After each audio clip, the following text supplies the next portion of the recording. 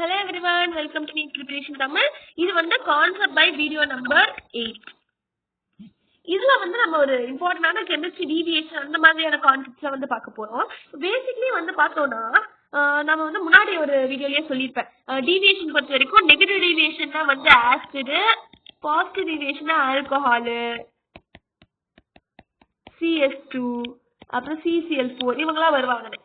பேசிக்கா சொன்னேன். இப்ப எல்லாம் இவ்வளவுதான் பாசிபிள் கொஸ்டின் இந்த டீவியேஷன்ல இருந்து கேட்க முடியும் போர்டு எக்ஸாமுக்கு அப்படின்ற மாதிரியான எல்லா விஷயத்தையும் எழுதியிருக்கேன் உங்களுக்காக நோட்ஸா. இது நீங்க பாத்துக்கோங்க, உங்களுக்கு நல்லாவே புரிய வைப்போம். இப்ப பாருங்க, ஐடியல் சொல்யூஷன் இருக்கு, பாசிட்டிவ் டீவியேஷன், நெகட்டிவ் டீவியேஷன் அப்படின்னு ரெண்டா பிரிச்சாச்சு.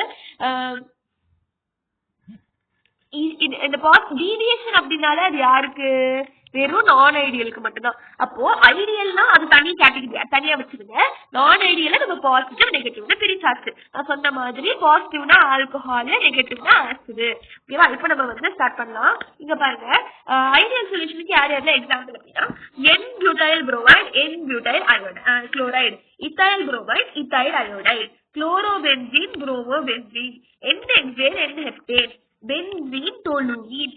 அவ்வளவுதான். ஓகேவா? இவங்க எப்படி ஞாபகம் ட்வின்ஸ் மாதிரி வருவாங்க. ஐடியல் வந்து எல்லாருமே ட்வின்ஸ் மாதிரி இருப்பாங்க. நீங்களே பாருங்களேன், என் butyl bromide, n butyl chloride ஒரே மாதிரி இருக்காங்களா? இத்தாயில் புரோமைடு, இத்தாயில் அயோடைடு ஒரே மாதிரி இருக்காங்களா? குளோரோபென்சீன், புரோமோபென்சீன் ஒரே மாதிரி இருக்காங்களா? என் ஹெக்சேன், என் ஹெப்டேன் ஒரே மாதிரி இருக்காங்களா? பென்சீன், டோலூயின் ஒரே மாதிரி இருக்காங்களா? இந்த மாதிரி ட்வின்ஸா இருக்கிறவங்க ஐடியல்ல வருவாங்க. இப்ப நான் ஐடியல்ல வந்து பாசிட்டிவ் நெகட்டிவ் டீவியேஷன் இருக்கா? இப்ப பாருங்க, alcohol CH3H2O alcohol, C2H5OH H2O alcohol, CH3OH CCl4 என்னது இது? Alcohol. Ethanol cyclohexane ethanol alcohol, acetone CH2 வந்தாலே நான் என்ன சொன்னேன்? CH2 பாசிட்டிவ் டீவியேஷன் தான். அதே மாதிரி acetone ethanol alcohol, CCl4 டோலுயின், CCl4 வந்தாலும் என்ன சொன்னா? Positive deviation. சோ இவங்க எல்லாம் இதை பேஸ் பண்ணியே நம்ம சொல்லிடலாம் இவங்க எல்லாம் வந்து ஆல்கஹால்ல வராங்க, அதனால வந்து நான் ஐடியல்ல பாசிட்டிவ் டீவியேஷன்ல வராங்க அப்படின்னு சொல்லிட்டு. இப்ப இந்த நெகட்டிவ் டீவியேஷன் என்ன சொன்னா ஆசிட் வராங்களா பாருங்க. HCl+H2O, HNO3 இருக்கு, HCOOH, CH3COOH, CHCl3, CH3COOH, CH3OH, CH3COCH3 plus aniline. இந்த மாதிரி அனிலீன், CH3COCH3 இந்த மாதிரி இவங்க எல்லாருமே வந்து நெகட்டிவ் டீவியேஷன்ல வராங்க. உங்களுக்கு இப்ப புரிஞ்சிருக்கும் நினைக்கிறேன். ஐடியல் சொல்யூஷனா ட்வின்ஸ் மாதிரி வருவாங்க, பாசிட்டிவ் டீவியேஷனா ஆல்கஹால், CS2 CCl4 வருவாங்க, நெகட்டிவ் டீவியேஷனா கண்டிப்பா ஆசிட் தான் வருவாங்க. இதை வச்சு நீங்க ஈஸியா கண்டுபிடிச்சிடலாம் உங்க எக்ஸாம்ல கேட்டா கூட. ஓகேவா? இப்ப அடுத்து ரியாக்டிவிட்டி ஆர்டர் பாருங்க. புளோரின் தான் மோஸ்ட் ரியாக்டிவ், அப்புறம் தான் குளோரின், அப்புறம் புரோமின், அப்புறம் அயோடின். ஓகேவா?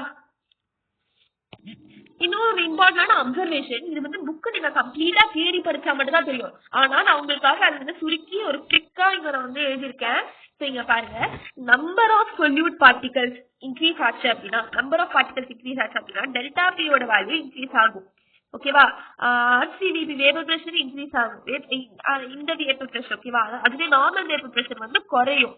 சொல்யூட் பார்ட்டிகல்ஸ் இன்க்ரீஸ் ஆச்சு அப்படின்னா ஒன்னும் இல்ல. இப்ப தண்ணி இருக்கு, தண்ணியில நான் வந்து ஃபர்ஸ்ட் லைட்டா உப்பு சேர்த்திருக்கேன்னு வச்சுக்கோங்க, லைட்டா உப்பு சேர்த்திருக்கேன். ஆனா இப்ப நான் என்ன பண்ணிட்டேன், ரொம்ப நிறைய உப்பு சேர்த்தாச்சு.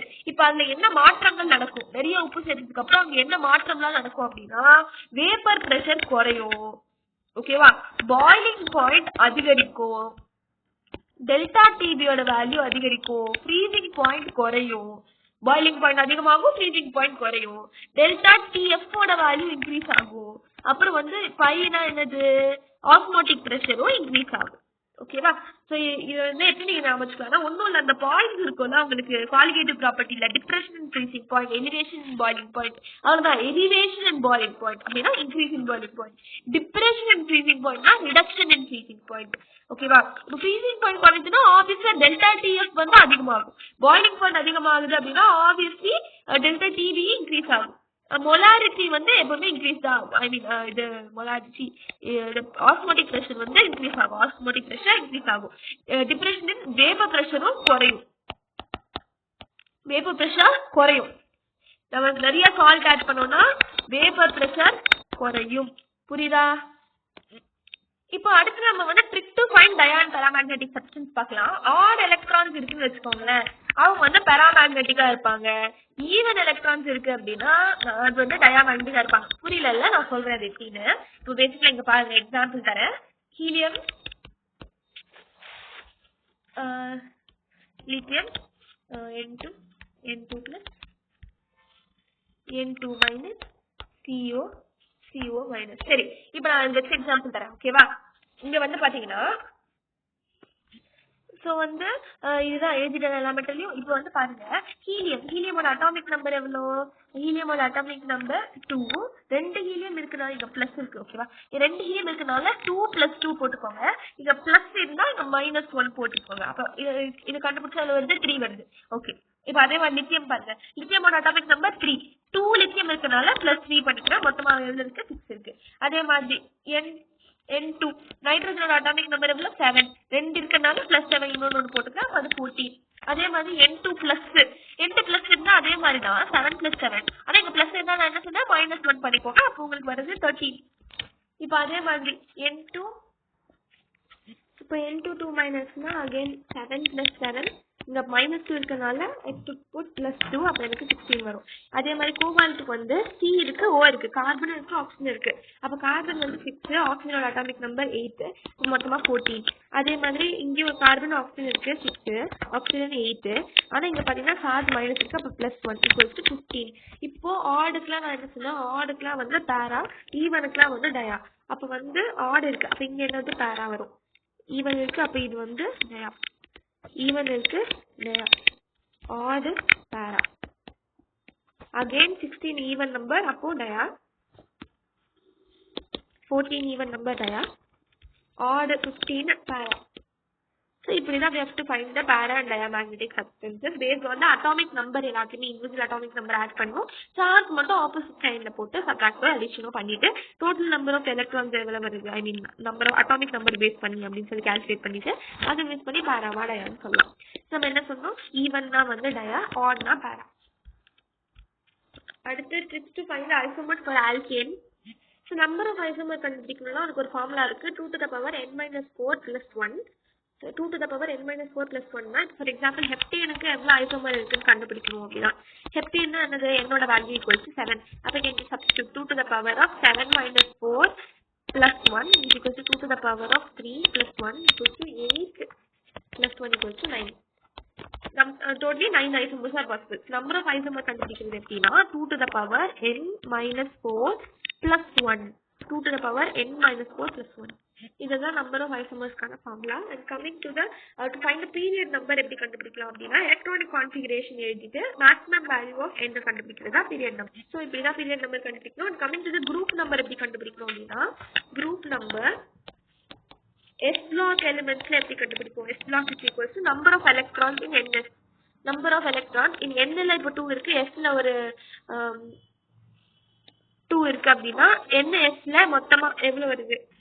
I mean number of electron in S. number of ns ல எவ்வளவு எலக்ட்ரான்ஸ் இருக்குன்னு கண்டுபிடிச்சிட்டோம் அப்படின்னா அது வந்து நம்ம S பிளாக்ல எவ்வளவு குரூப் நம்பர் இருக்குன்னு கண்டுபிடிச்சோம். அதே மாதிரி P பிளாக்ல எவ்வளவு இருக்கு அப்படின்னு கண்டுபிடிக்கிறதுக்கு number of electron in ns + nt + 10 பண்ணணும். அதே D பிளாக்ல எவ்வளவு எலக்ட்ரான்ஸ் இருக்குன்னு கண்டுபிடிக்கணும், ஐ மீன் குரூப் நம்பர் கண்டுபிடிக்கணும் அப்படின்னா number of electrons in ns + n - 1 × D.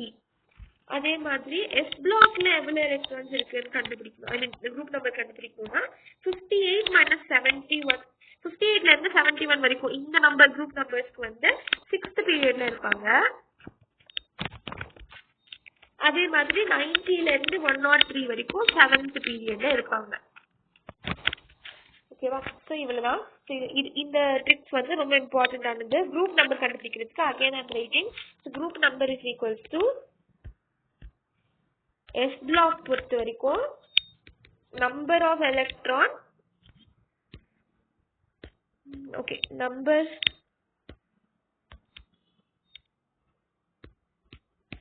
of electron in ns, P block,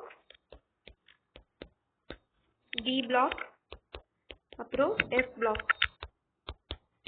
இதுல P blockல number of electrons in ns nt plus 10, ns plus nt plus 10 P blockல.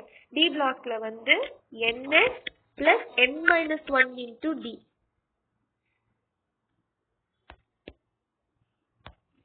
n-1 into d electrons. F blockல 58ல இருந்து 71 வரைக்கும் 6th period, 90ல இருந்து 103 வரைக்கும் 7th period. அவ்வளவுதான்.